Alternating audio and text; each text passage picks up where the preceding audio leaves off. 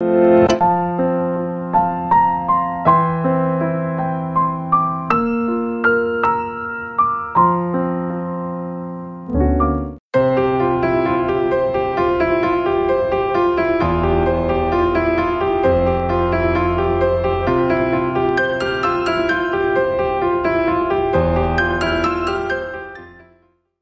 10 बजे से लेकर 11 बजे के बीच में उपस्थित हूँ आप सबके सामने। आज जिनकी कुंडली लेकर के आया हूँ इनका नाम माधव है। ये है कुंडली मुझे मिली बड़ोदरा गुजरात से। शुरू करते हैं आज का कार्यक्रम। कहीं नहीं जाना है, बिल्कुल बन के रहिएगा। कार्यक्रम के आरंभ में आपको बताऊंगा सबसे पहले मनुस्मृति की बात। भगवान मनु ने अपने आदि ग्रंथ मनुस्मृति में तीनों वर्णों मतलब ब्राह्मण, क्षत्रिय और वैश्य को त्रैवर्णिक कहा है।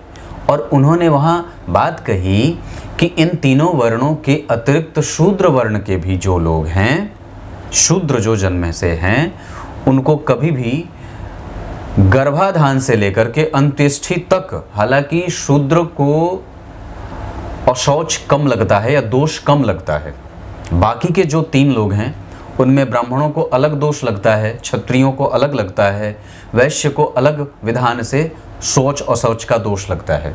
पर यहाँ पे भगवान ने बात कही कि सबको गर्भाधान से लेकर के अंत्येष्टि तक उनके सारे कार्य संस्कार से युक्त संस्कार जन्य होने चाहिए।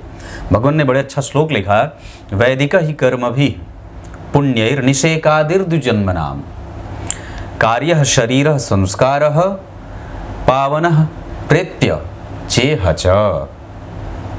इनका अर्थ इन्होंने लिखा है कि त्रैवर्णिक द्विजों का कर्तव्य है कि वे स्वयं को गर्भाधान से लेकर के अंत्येष्टि तक सभी वैदिक शारीरिक संस्कारों से अपने आप को सुसंस्कृत करें।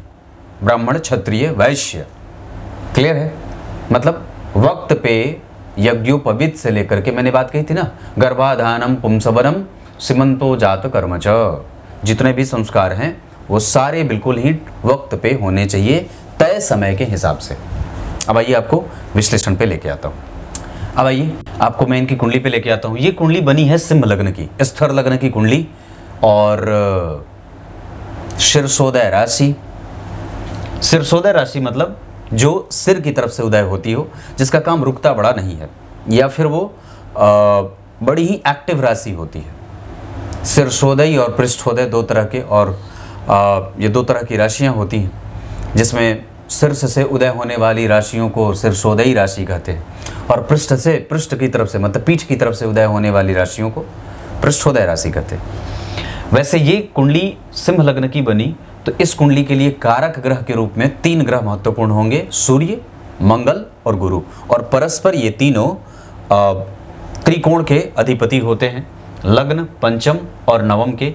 इसमें 2 से 3 ग्रहों का महत्वपूर्ण होना बड़ा ज़्यादा मायने रखेगा। जैसे सूर्य 6वें में बैठे हैं, गुरु पंचमेश होकर के 11वें में चंद्रमा के संग बैठे हैं, और मंगल 9वें भाव के अधिपति होकर के 5वें भाव में बैठे हैं। पूर्वजों का आशीर्वाद व्यक्ति को मिलता है और वो धर्म से जुड़ा हुआ रहता है, धर्म क्षेत्र का अधिकारी होता है, दंडनायक भी होता है।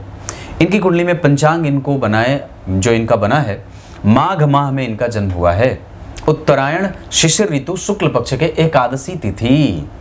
शिशिर ऋतु में जन्मे होने से व्यक्ति के काम थोड़े रुकते हैं, और सिंह लग्न के जन्मे होने से व्यक्ति थोड़ा आलसी होता है। वैसे वो समझौतावादी बिल्कुल भी नहीं होता है। शुक्ल पक्ष के एकादशी के चंद्रमा शुभग्रह होंगे तो अब सारी चीजें लगभग संतुलन में होने की रहेंगी, जैसे इच्छा शक्ति, प्राण शक्ति, बोध शक्ति, और जितनी भी पाचन शक्ति भी आप इसमें जोड़ सकते हैं। हाँ, शरीर का पूरा तंत्र अब स्वस्थ है। इसके अतिरिक्त व्यक्ति की मानसिक जो अवस्था होती है वो बड़ी ही प्रबुद्ध और जागरूक होती है। शुक्ल पक्ष के एकादशी के चंद्रमा अगर शुभग्रह बनेंगे तो व्यक्ति को धनाढ्य बनाने में और धन के नियमन में सहयोग करेंगे। इसके अतिरिक्त अगर चंद्रमा जन्म कुंडली में किसी अच्छे ग्रह से दृष्ट हों या अच्छे ग्रह के संग बैठे हों तो ये बात और भी ज़्यादा अच्छी और श्रेष्ठ बनने में सहायक हो जाती है कि व्यक्ति की कुंडली कितनी आगे जाएगी। अगर आपकी कुंडली में भी चंद्रमा के संग गुरु बैठे हों तो इसे बड़ा अच्छा योग कहा जाएगा। जैसे आप विचार करिए तो सिंह लग्न की कुंडली के लिए एकादशवें भाव में गुरु और चंद्रमा बैठ करके पंचम भाव को देखेंगे, जिसके कारण व्यक्ति की एजुकेशन बड़ी अच्छी होती है और उसकी बुद्धि बड़ी निर्मल और कुशाग्र होती है। इनकी कुंडली के पंचम भाव में 4 ग्रह चतुर्ग्रही योग लगा करके बैठे हैं, जिसमें मंगल, शनि, शुक्र और बुध हैं। इस वजह से भी पाराशरीय ज्योतिष सिद्धांत के अंतर्गत अगर 4 ग्रह एक साथ बैठेंगे तो वो भाव एक्टिव ज़्यादा होता है, और ऐसा कर लेने मात्र से और ऐसे स्थिति के बन जाने से आप उस भाव से संबंधित कोई भी कारोबार स्थापित कर सकते हैं। मेरे कहने का अर्थ है कि यहाँ पंचम भाव काफ़ी ज़्यादा एक्टिव हो रहा है और इस भाव के अधिपति इसे देख भी रहे हैं। और व्यक्ति की कुंडली में जब आप दशमांशा देखते हैं तो यहाँ पे गुरु के संग शनि का बैठा होना, मतलब लग्न और लाभ का योग जन्म कुंडली के व्यापार में, और धन भाव के अधिपति व्यापार भाव में बैठे हैं। यहाँ पे व्यापार भाव का अधिपति शनि इन्हें देख रहा है, गुरु की दृष्टि जा रही है, एक शुभ ग्रह और इस भाव का अधिपति। इसका अर्थ है कि व्यापार व्यक्ति बिल्कुल कर सकता है, पर कौन सा और किस ग्रह से संबंधित, अभी आगे देखिए। लग्न में चंद्रमा व्यापारिक, यहाँ भी सूर्य के साथ मंगल बैठ गए, सप्तमेश के साथ जन्म कुंडली के लाभेश एक साथ यहाँ बैठ गए, ये स्थिति और भी ज़्यादा सुचारू बन जाएगी। यहाँ पे शुक्र के साथ गुरु और बुध जैसे 3 शुभ ग्रह, इस वजह से व्यक्ति को पराक्रम करने में चेष्टा और बढ़ानी चाहिए, और भी ज़्यादा पराक्रम करने की आवश्यकता होगी। इसके अतिरिक्त शनि का वृश्चिक राशि में बैठना, यहाँ शनि का शत्रुग्रही होना व्यापार को आरंभ में थोड़ी बहुत दिक्कत में लेके जा सकते हैं। यहाँ पे सप्तम भाव के अधिपति नीच के हैं और सूर्य के साथ बैठे हैं। इसका अर्थ है कि पत्नी के नाम पे तो नहीं, पर आप अपने नाम पे भी व्यापार कर सकते हैं। हालांकि ऐसी स्थिति में जो ये यहाँ बात बनी है उसमें आत्मबल की कमजोरी और कई बार व्यापार में और लाभ में छोटे बहुत तंत्रों के कारण, सरकार के सपोर्ट के न मिलने के कारण नुकसान के योग भी बनेंगे। ऐसी अवस्था में व्यक्ति को बहुत ही ज़्यादा संभल करके और संतुलित होकर के व्यापार में उतरना चाहिए। हालांकि इस कुंडली में व्यापारिक योग बहुत ज़्यादा लगे हैं। यहाँ भी धन भाव का अधिपति व्यापार में बैठा है, शनि के संग बैठा है, इस वजह से आरंभ में थोड़ी बहुत मशक्कत हो सकती है।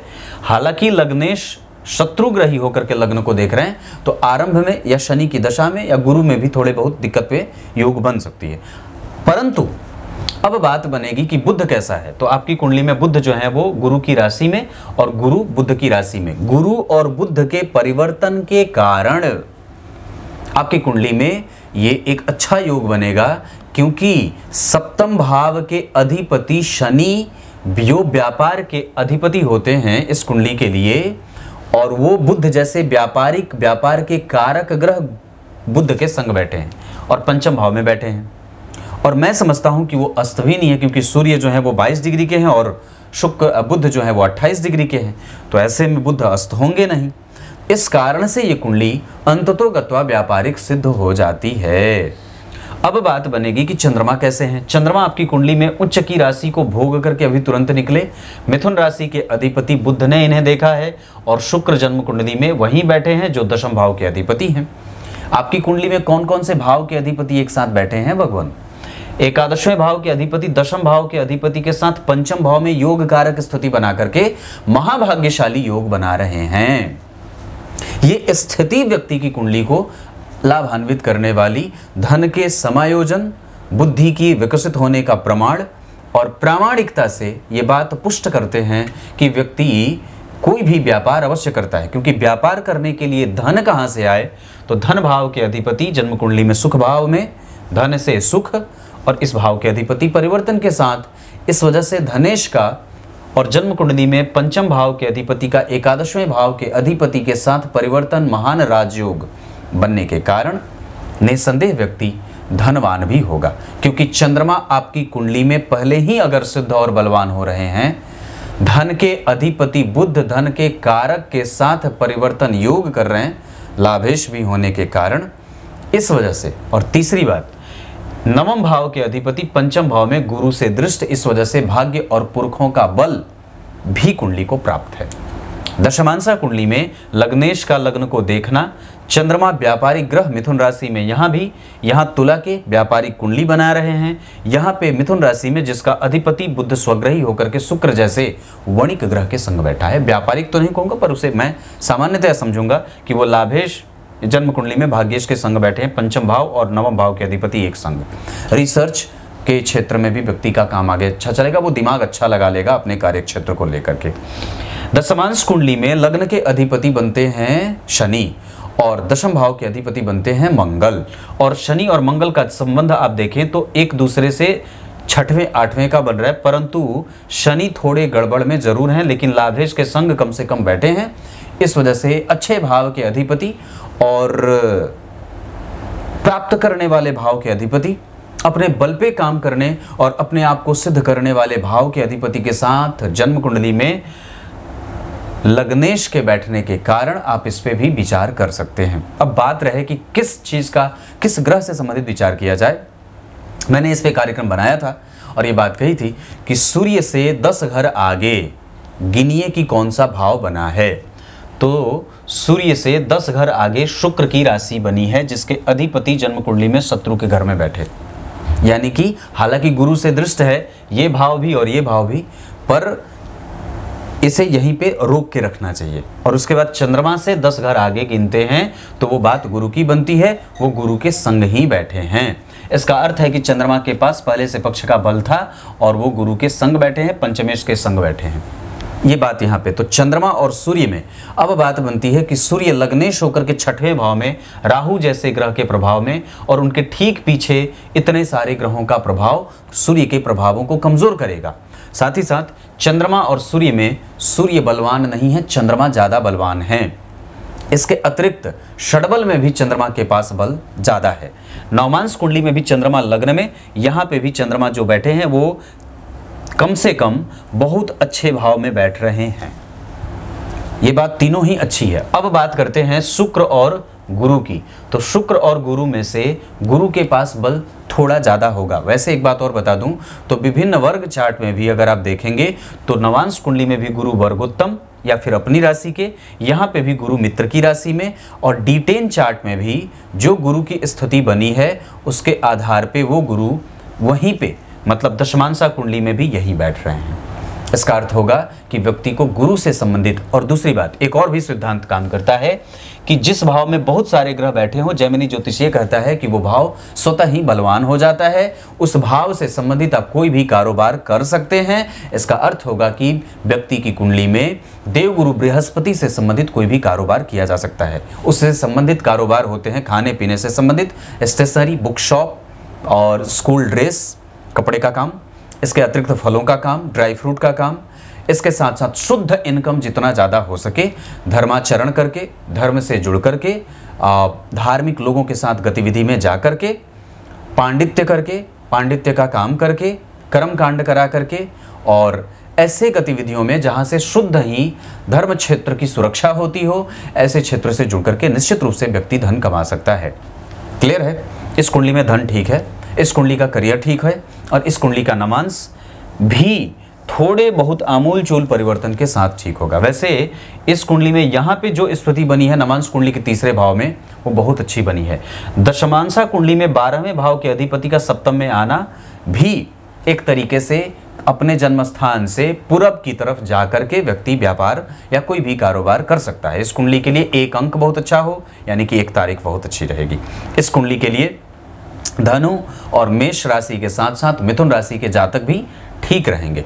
इस कुंडली के लिए अगर विवाह नहीं हुआ है तो बता दूं, तुला राशि की जातिकाएं, इसके अतिरिक्त धनु राशि की जातिकाएं और इसके अतिरिक्त मिथुन राशि की जातिकाओं से विवाह आसानी से किया जा सकता है। इस कुंडली के लिए उत्तर दिशा का विवाह बहुत अच्छा रहेगा। और ये कुंडली में अगर आप देखेंगे तो केंद्र बिल्कुल ही खाली है।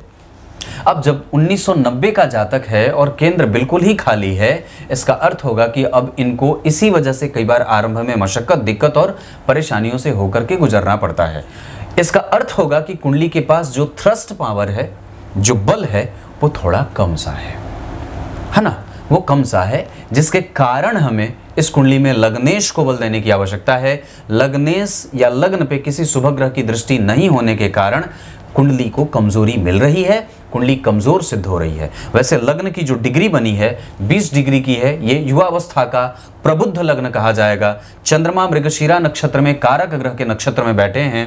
कारक ग्रह के नक्षत्र में अगर चंद्रमा बैठे हैं और दशा अभी गुरु की चल रही है, इस वजह से मैं ये बात कहता हूं कि आपको अभी से आरंभ और बुध से 5वें घर को देखेंगे तो मंगल की राशि बन रही है। अब इसके अतिरिक्त अगर गुरु के बाद अगर आप काम सोचेंगे तो शनि और मंगल से संबंधित आप कोई भी कारोबार कर सकते हैं, ये बात ही पक्की। अब इनकी कुंडली में मैं आपको नक्षत्रों पे लेके आता हूँ। इनकी कुंडली में सबसे पहले चंद्रमा की बात करेंगे। चंद्रमा मृगशिरा नक्षत्र में व्यक्ति को नियमबद्ध, इमोशनल और बनाने के साथ साथ व्यक्ति को धर्म का ज्ञान, पक्ष का ज्ञान, सही और गलत का ज्ञान और एनर्जेटिक, साथ ही साथ व्यक्ति को शास्त्रों का निष्णात बनाने के अतिरिक्त व्यक्ति को पूर्वजों का बल भी मिलता रहता है। चंद्रमा के बाद सूर्य इनकी कुंडली में सरकार का सुख, पर पिता को थोड़ा बीमार, और इसके अतिरिक्त सूर्य श्रवण नक्षत्र में है, 22 डिग्री पे हैं, और नक्षत्र का अधिपति चंद्रमा खुद भी मृगशिरा नक्षत्र में बैठ करके मंगल से देखा जा रहा है। चंद्रमा के पास बल है क्योंकि उसमें बहुत सारे ग्रहों की दृष्टि है और कम से कम शुभ ग्रहों का प्रभाव चंद्रमा पे ज़्यादा है। इस वजह से चंद्रमा यहाँ नैसर्गिक रूप से शुभ ग्रह होने के बावजूद यहाँ पे इस कुंडली में भी शुभ ग्रह ही बन रहे हैं, जिसके कारण अगर चंद्रमा पे अगर बहुत सारे शुभ ग्रहों का प्रभाव हो, कम से कम 2 से अधिक, तो वो पूर्ण रूपेण शुद्ध हो जाते हैं। तो चंद्रमा मंगल से दृष्ट, मतलब नक्षत्र का अधिपति अगर नक्षत्र को देखे तो ये बहुत ऊंची बात हो जाती है। सूर्य श्रवण नक्षत्र में और चंद्रमा से 6ठे 8वें का संबंध बन रहा है। इस वजह से यहाँ पे व्यक्ति के पिता को रोग भी लगता है, माताएं थोड़ी बहुत मानसिक रूप से चिंतित, या व्यक्ति का दिमाग स्वयं भी थोड़ा बहुत परेशान होता है। मंगल कंफ्यूज नहीं करेंगे, व्यक्ति को कटिबद्ध और प्रतिबद्ध बनाएंगे। इसके अतिरिक्त मंगल व्यक्ति को साहसिक बनाने के अतिरिक्त, यहाँ मंगल 11 डिग्री की अवस्थागत ठीक है और मूल नक्षत्र के बैठे हैं। यहाँ पे जो स्थिति बन रही है वो व्यक्ति को बहुत सारे क्षेत्रों का ज्ञान और अनुभव होता है। बुध का प्रभाव इस कुंडली के लिए जातक की कुंडली में सेंटिमेंटल बनाए, तार्किक, बुद्धिमान और नैसर्गिक रूप से नैतिकता का पालन करने वाला भी बना देते हैं। गुरु जिस नक्षत्र में बैठे हैं उस नक्षत्र के कारण इनके पास अपना बल थोड़ा कमजोर हो रहा है। वैसे गुरु के पास मंगल, शनि, शुक्र और बुध का बल है, जिसके कारण व्यक्ति के पास बौद्धिकता जागृत रहेगी, अच्छे और बुरे का भेद उसे पता होगा। वो कम से कम किसी भी स्थिति में जाकर के कभी भी किसी का कमजोर पक्ष उजागर नहीं करे, कभी किसी का फायदा ना उठाए। और गुरु के पास अगर थोड़ी बहुत स्थिति कमजोर है तो वो राहु के नक्षत्र में होने के कारण गुरु के प्रभावों में धर्म का बल, मेहनत करने के बाद परिणाम का बल कमजोर होता है। इस कुंडली में शुक्र के पास जो स्थिति मैं देख रहा हूं उसके आधार पर उनके पास कई सारे क्षेत्रों का ज्ञान रहे, नैतिकता, बौद्धिकता बनी रहे, अनुभवों का लाभ मिलता रहे, धर्म का पक्ष जागृत रहे, अनुभवों का श्रेष्ठ सुख व्यक्ति को अपनी चीजों से सीखने की कोशिश में वो व्यक्ति हमेशा ही लगा रहता है, बार बार एक ही गलती नहीं करता है। शनि का प्रभाव इस कुंडली के लिए निश्चित रूप से सभी प्रकार से सुख भोग करने वाला, ऐश्वर्य का साधन करने वाला। हालांकि शनि इस कुंडली के लिए बहुत अच्छे नहीं होते, पर जिस भाव में वो बैठे हैं उस भाव का अधिपति उन्हें देख रहा है। इस वजह से कम व्यक्ति को कभी भी चिरंतन सुख अवश्य मिलता रहता है और प्रैक्टिकल ज्ञान भी व्यक्ति के पास रहता है। राहु और केतु आपकी कुंडली के आधार पे 50% अच्छे और 50% बुरे परिणाम देने वाले बनेंगे। लग्न के अधिपति का 6ठे में जाना कोई भी काम एक बार में न बने, 2 से 3 बार में बनता है। धन भाव के अधिपति का अपने भाव से 4 घर आगे शुभग्रह होकर के गुरु से दृष्ट होने के कारण व्यक्ति के पास पैतृक सुख, पिता का सुख, पैतृक धन का सुख, कुटुंब का सुख और वाणी का सुख मिलता रहता है। वाणी सत्य बोलने वाली और थोड़ी कठोर, हालांकि व्यक्ति चटोर बुद्धि का भी होता है और स्वभावगत वो थोड़ा चंचल मानसिकता का भी होता है। हालांकि गंभीरता रहेगी, गुरुजनों के आदर में वो बात ज्यादा देखने को मिलेगी। तीसरे भाव के अधिपति का पंचम भाव में बैठना मेहनत करवाने पे विवश करता है। पंचम भाव से पहले चतुर्थ भाव के अधिपति का केंद्र त्रिकोण योग गुरु से दृष्ट, चल अचल संपत्ति गुरु और मंगल, और साथ ही साथ इस कुंडली के आधार पे मंगल की दशा में और गुरु की दशा में व्यक्ति को चल अचल संपत्ति, भूमि, भवन, वाहन, पुत्र, पौत्र, दाम्पत्य, स्त्री आदि का सुख मिलता है। इसके साथ साथ अगर आपकी कुंडली में बात करें तो शनि की दशा में भी व्यक्ति को भौतिकीय सुख साधन और दाम्पत्य का सुख मिलते देखा जाता है और उसका योग अच्छा बनता है। पंचम भाव के अधिपति का पंचम को देखना व्यक्ति को नैसर्गिक रूप से गुणी, ज्ञानी और संपन्न बनाएगा। इसके अतिरिक्त व्यक्ति के पास कम से कम धर्म का ज्ञान अवश्य ही होता है। 6ठवें भाव और 7वें भाव के अधिपति का पंचम भाव में बैठना एजुकेशन में और कई बार विपरीत के प्रति आकृष्ट होने के कारण कई बार कमजोरीपन का भाव भी जागृत होगा। अपने आप को नियमबद्ध करें और ससुराल धनवान मिले, इसके अतिरिक्त व्यक्ति का आदर ससुराल में अवश्य ही ज़्यादा होता है और वो कई बार धर्माधिकारी तो नहीं पर दंडाधिकारी हो जाता है, स्वयं भी दूसरों को दंडित करने का आदेश देता रहता है, या पूर्व जन्म में भी वो ऐसा होता है। छठवें के बाद सातवें और आठवें भाव के अधिपति का लाभ में जाना, शत्रुग्रही हैं, परिवर्तन में है, इस वजह से शत्रुता का भाव नष्ट हो जाएगा और वो व्यक्ति को लाभान्वित करने वाला होगा। अपने स्वयं के बल पे व्यक्ति चिर परिचित होता है, समाज के लोग उसे जानते हैं, पर ये बात गुरु की दशा में ज़्यादा मिलती है। अष्टमेश होने के कारण उन्हें दोष भी लगेगा, अष्टम भाव के अधिपति होने के कारण कई बार वो आपको बेवजह की चिंताओं में डालने का कारण भी बनेंगे। गुरु की दशा अंतिम वाली जो चरण की होगी वो थोड़ी बहुत परेशान करने वाली हो सकती है। वैसे 8वें और 12वें भाव के अधिपति का एक साथ लाभ भाव में बैठने से कई बार कष्टप्रद स्थितियों से व्यक्ति को गुजरना पड़ता है, बार बार खूब मेहनत करने के बाद व्यक्ति को सफलता मिलती है और ये बात आसानी से जीवन में घटित होते मैं देख रहा हूँ। नवम भाव के अधिपति बहुत अच्छे हैं, दशम भाव के अधिपति बहुत अच्छे हैं, एकादशवें भाव, इस कुंडली के लिए शुक्र बहुत अच्छे नहीं होते, तो शुक्र में जब कभी भी राहु आएंगे तो व्यक्ति ऋण में जाता है, अति व्यय की स्थिति बनती है। और वैसे भी इस कुंडली के लिए शुक्र बहुत अच्छे भाव के अधिपति न होकर के पंचम भाव में बैठ करके व्यक्ति के दाम्पत्य को तो नहीं पर निसंदेह संतान के सुख को कंफ्यूज कर रहे हैं, ये बात तो पक्की है। एकादशवां भाव जन्म कुंडली में ठीक बना, 12वें भाव के अधिपति विदेशों से धन लाने का काम भी कर रहे हैं। ये सारी स्थितियां हैं। इस कुंडली में नक्षत्र के आधार पर अगर बात करें तो श्रवण नक्षत्र बहुत अच्छा रहेगा। मृगशिरा में धन का दान न करें और दवाइयाँ सेवन करने से बचें। इसके अतिरिक्त इस कुंडली में उत्तराषाढ़ा नक्षत्र, उत्तरा फाल्गुनी, उत्तरा भाद्रपद बहुत अच्छा रहे, आश्लेषा और पुष्य में पुष्य ज़्यादा बढ़िया रहे। ये इतनी सारी चीज़ें हैं। गुरु से संबंधित कारोबार आपको फायदा करे। इसके बाद अगर कुछ करना हो तो शनि से संबंधित कोई भी कारोबार कर सकते हैं और मंगल से संबंधित, दोनों को मिला करके। शनि से संबंधित पेट्रोलियम और बिल्डिंग मटेरियल का काम आता है, भारी संयंत्र आते हैं, हार्डवेयर आता है और इसके अतिरिक्त व्यक्ति को कंपोनेंट्स, जो मशीनों के कंपोनेंट होते हैं, उसका काम भी बनता है।